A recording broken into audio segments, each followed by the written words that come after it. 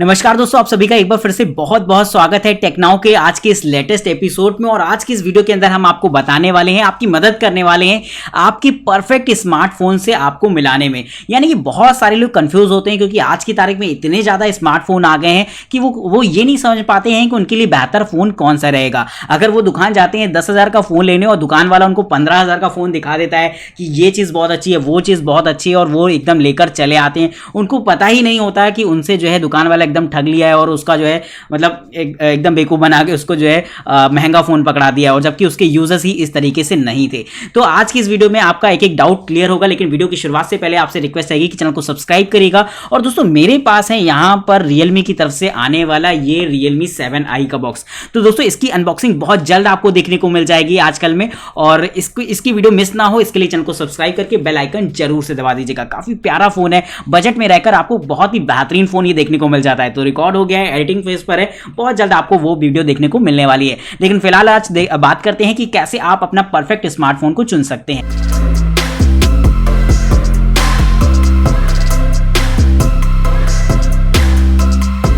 तो दोस्तों, अब सबसे पहले अगर हम बात करते हैं कि आपके लिए बेहतर फोन कौन सा रहेगा इस सीरीज में, अगर आपको ये फाइंड आउट करना हो कि आप ये चीज कैसे चुन सकते हैं, तो यहां पर सबसे पहला आपको देखना होगा कि आपका बजट क्या रहता है। दोस्तों, अगर आपका बजट सीमित बजट है, अगर आप 10,000 के आसपास का फोन ले रहे हैं, तो आप ज्यादा अपनी लिमिट को पुश मत करिए। आप बहुत अगर ज्यादा जाना चाहते हैं तो 12 तक जाइए, 15 तक मत जाइए, क्योंकि फिर अगर आप EMI कराएंगे तो पैसा तो आपको आपकी अपनी ही जेब से देना है। वो बात अलग है कि थोड़ा सा किस्तों में चला जाता है, लेकिन कहीं ना कहीं आपके ऊपर एक्स्ट्रा बर्डन पड़ता है। और जब आप शॉप पर जाते हैं या फिर आप एडवर्टीजमेंट देखते हैं, ई-कॉमर्स वेबसाइट को विजिट करते हैं, तो वहां पर ये चीज देखते हैं कि भाई मतलब बहुत ज्यादा दिक्कत, मतलब आपको सामने चकाचौंध दिखाई पड़ेगी कि यार ये फोन काफी ज्यादा अच्छा है, इसका लुक काफी ज्यादा बेहतर है। लेकिन आपको ये चीज भी सोचनी है कि आपका बजट कहां पर है और आपके यूजर्स कहां पर है। अब एक बात आ जाती है यहां पर यूजर्स की। कभी कभी इंसान के यूजर्स इतने ज्यादा नहीं होते हैं जो कि बेहतरीन से बेहतरीन एकदम फोन खरीद के रख लेते हैं और उनको करनी सिर्फ बात ही होती है। तो यहां पर मुझे ऐसा लगता है कि कहीं ना कहीं उन्हें बहुत ज्यादा इन्वेस्टमेंट करने की जरूरत नहीं है। तो अभी मैं सबसे पहले आपको यह बताना चाहूंगा कि आपको अपने यूजर्स का ध्यान देना है कि आपका बजट क्या है और उसके साथ साथ यूजर्स क्या है। मान लीजिए अगर किसी व्यक्ति को गेमिंग करनी है तब तो वो 15-20 हजार तक का फोन खरीद सकता है, लेकिन किसी को इंसान को गेमिंग करनी ही नहीं है तब उसको 12-15 हजार में बेहतरीन फोन मिल जाएगा, जहां पर कैमरा भी उसका अच्छा होगा, परफॉर्मेंस भी ठीक ठाक होगी और हल्की फुल्की वो गेमिंग भी कर सकता है। लेकिन कोई बहुत स्मूथ गेमिंग चाहता है, 90 हर्ट्ज की डिस्प्ले चाहता है, तो उसको और ज्यादा इन्वेस्टमेंट करना होता है। तो आपको यहां पर यह ध्यान रखना है कि आप जिस फोन को ले रहे हैं वो आप उसका यूज कहां पर करने वाले हैं। अगर आप उससे बात करने के लिए लेना है, सोशल मीडिया के लिए लेना है, तो बहुत हद तक बेहतर है कि आप 10,000 के आसपास तक का ही बजट अपना रखें। इसके अलावा अगर आपके यूजर्स ज्यादा हैं, आपको गेमिंग करनी है, तो आप बजट बढ़ा सकते हैं। आपको एक प्रोफेशनल कैमरा फोन चाहिए तो फिर आप अपना बजट बढ़ा सकते हैं, लेकिन अपने बजट को पहली बात तो सीमित रखना है।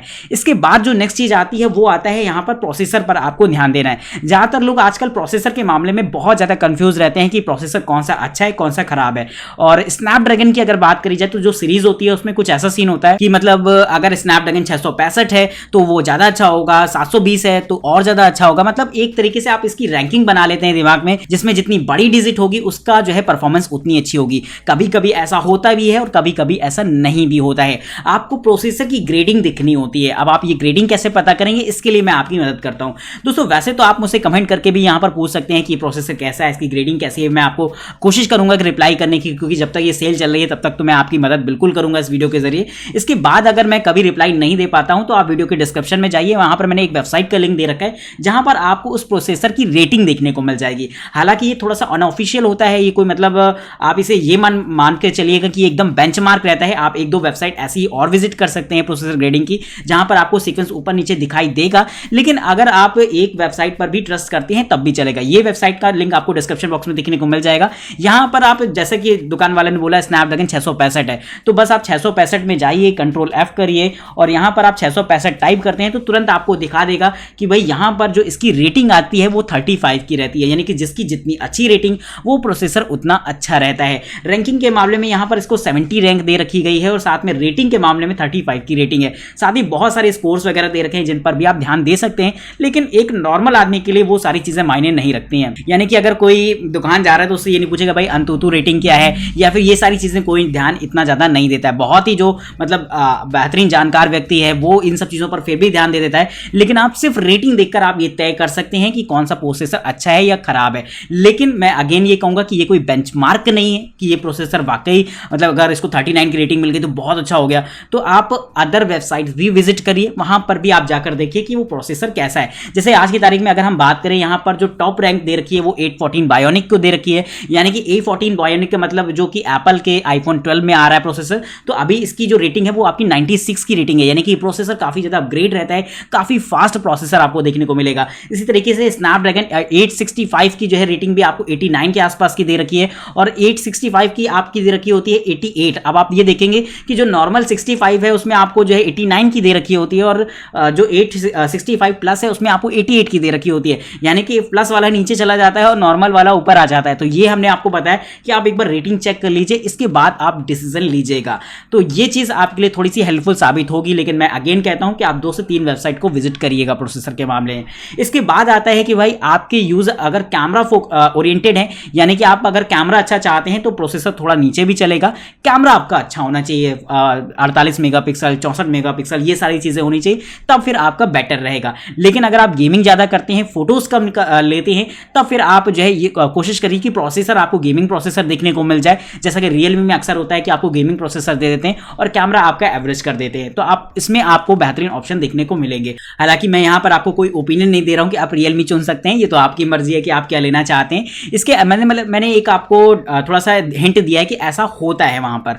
इसके बाद आपको जो चीजों का ध्यान रखना है उसमें एक डिस्प्ले भी बहुत मेन रीजन आता है। डिस्प्ले में जो मेन क्वालिटी चलती है उनके बारे में बता देता हूं। वो रहती है आपकी एक तो आईपीएस पैनल जो कि सबसे ज्यादा पॉपुलर है, ज्यादातर फोन में आपकी वही देखने को मिलती है, लेकिन फोन की कीमत अगर 15,000 के ऊपर जाती है, 20,000 तक टच करती है, तो सैमसंग जैसी जो बड़ी बड़ी कंपनी है या फिर आजकल तो बहुत सारी कंपनीज दे रही हैं सुपर एमोलेड दे रही हैं, तो सुपर एमोलेड रहती है। तो आपको ये देखना है कि आपकी डिस्प्ले क्या है। सुपर एमोलेड की ब्राइटनेस काफी अच्छी होती है, उसमें जो एक्सपीरियंस होता है वो काफी ज्यादा अच्छा आता है, लेकिन कहीं ना कहीं आईपीएस पैनल में उतना मजा आपको हो सकता है ना आए। लेकिन अगर आपका बजट थोड़ा सीमित है तो फिर आप जो है आईपीएस पैनल भी चुन सकते हैं। तो ये चीज थोड़ी सी कहीं ना कहीं आपको ध्यान देनी होगी। साथ ही साथ आपको फोन का रेजोल्यूशन देखना होगा। रेजोल्यूशन की बात करें तो यहां पर आपको HD प्लस और फुल HD प्लस का चलता है। तो आप देखिए कि आप जिस फोन को ले रहे हैं वहां पर इसका रेजोल्यूशन क्या है, पिक्सल डेंसिटी क्या है, इन सब चीजों पर आपको ध्यान देना है। इसके बाद ही आपको डिस्प्ले पर देखना है कि किसकी डिस्प्ले ज्यादा अच्छी है। ऐसा नहीं है कि आपने सुपर एमोलेड तो देख लिया लेकिन उसमें रेजोल्यूशन आपका HD प्लस का ही है और यहां पर आप जो है लिए घूम रहे हैं, उसके बाद तो ये तो कहीं ना कहीं दिक्कत वाली बात आ जाएगी। तो फिर ऐसी सिचुएशन में तो मैं यही कहूंगा कि आप फुल HD प्लस का रेजोल्यूशन देखिए, फिर चाहे वो IPS LCD पैनल ही क्यों ना हो। तो ये चीज भी आपको थोड़ी सी ध्यान देनी होती है। इसके बाद एक फैक्टर आ जाता है बैटरी का, और बैटरी में भी आपको काफी ज्यादा ध्यान देना है। अब बैटरी में यहां पर क्या होता है कि आपकी यूजेस क्या है, अगर आप उसे फुल डे यूज करना चाहते हैं किसी फोन को तो कोशिश करिए आपकी बैटरी जो हो वो 5000 mAh से कम की ना हो। ये चीज आपको ध्यान देनी है। हालांकि अगर ये वीडियो मैं साल 2 साल पहले बना रहा होता तो मैं ये बात बिल्कुल भी ना बोलता कि 5000 mAh की, लेकिन आज देखिए बहुत ज्यादा से ज्यादा फोन 5000 mAh की बैटरी पर आ रहे हैं। और इनफैक्ट जो अभी मैंने Realme 7i आपको दिखाया था ये भी 5000 mAh की बैटरी के साथ है। और फास्ट चार्जिंग की अगर हम बात करें तो ये तो होनी ही चाहिए। 5000 mAh की बैटरी के साथ अगर आपको फास्ट चार्जिंग देखने को नहीं मिलती है तो ये एक थोड़ा सा गड़बड़ हो जाता है, क्योंकि बैटरी काफी बड़ी होगी, चार्जिंग टाइम काफी ज्यादा बढ़ जाएगा। यानी कि अगर आप ऑफिस से घर लौटते हैं तो 2 से 3 घंटा फोन चार्ज होने में लगेगा, उसके बाद ही आप उसका इस्तेमाल कर पाएंगे। लेकिन अगर फास्ट चार्जिंग का सपोर्ट होता है तो ये चीज आपको थोड़ी सी बेहतर रहेगी आपके लिए। इसके बाद अगर हम और पॉइंट्स की बात करें, रिवर्स चार्जिंग का भी फीचर्स आजकल काफी सारे फोन में देखने को मिल रहा है। ये एक ऑप्शनल फीचर होता है, इसके पीछे आप ज्यादा मत भागिए, लेकिन अगर आपको मिल रहा है बजट में रहकर, जैसा कि रेडमी के फोन्स वगैरह में होता है कि आपको बजट में ये फीचर दे देते हैं, तो मुझे ऐसा लगता है कि ये भी आपको एक बार कंसीडर करना चाहिए कि आपको रिवर्स चार्जिंग की जरूरत है। यानी कि अगर आप पावर बैंक अलग से यूज करते हैं तो फिर ये फोन, क्योंकि आजकल फोन की बैटरी काफी ज्यादा बड़ी रहती है, ऐसे में आप अपनी जो सपोर्टिंग डिवाइसेस हैं उनको भी चार्ज कर पाएंगे। लाइक अपने ईयरपॉड्स वगैरह अगर वो टाइप सी से चार्जिंग लेते हैं तो आराम से आप उसे चार्ज कर सकते हैं। तो ये चीज आपके लिए थोड़ी सी मायने रखेगी, जहां पर मुझे ऐसा लगता है कि ये सारी पॉइंट्स आपको दिमाग में रखने चाहिए। और अगेन मैं ये कहूंगा कि सेल में अगर आप फोन खरीद रहे हैं आप इंस्टेंट डिस्काउंट जरूर से आप जो है रिडीम करिए, क्योंकि ये काफी ज्यादा आपकी फोन की कीमत को कम कर देता है। तो ये चीज काफी ज्यादा मायने रखेगी कि क्या अगर कोई ऑफर वगैरह चल रहा है तो आप इसे एक बार जरूर से देखिए कि अगर आपके फायदे का ये ऑफर है तो फिर आपको ये लेना ही लेना चाहिए। तो उम्मीद है आज की इस वीडियो में आपको काफी सारी इंफॉर्मेशन पता चली होगी। अगर आपको ये वीडियो पसंद आई है तो लाइक करिएगा और चैनल को सब्सक्राइब करना बिल्कुल मत भूलिएगा। तो आज की इस वीडियो में इतना ही। तब तक के लिए नमस्कार दोस्तों, जय हिंद, वंदे मातरम।